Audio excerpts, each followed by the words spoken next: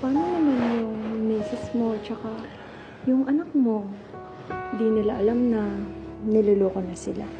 Alam mo, huwag mo na silang isipin pa. Talaga lang naman talaga yung pera tsaka yung posisyon na binibigyan niya sa akin dito sa kumpanyan to. Kung tutuusin nga bored na ako sa kanila.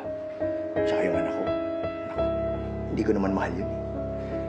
Pinilit lang niya ako anakan siya dati. Kasi daw, para daw may habol siya sa akin.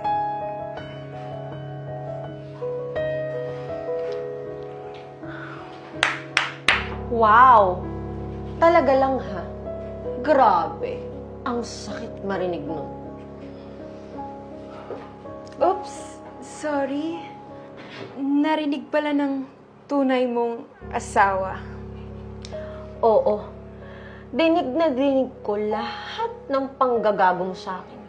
Salamat sa kabit mo na biktima din ng panggagago mo.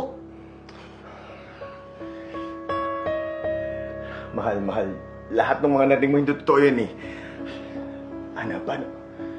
Bakit mo ginawa to sa akin? Ako nga dapat magtanong sa'yo niyan eh. Paano mo nagawa sa amin to, Cholo? Sa asawa mo, kasal pa man din kayo? Sa anak mo?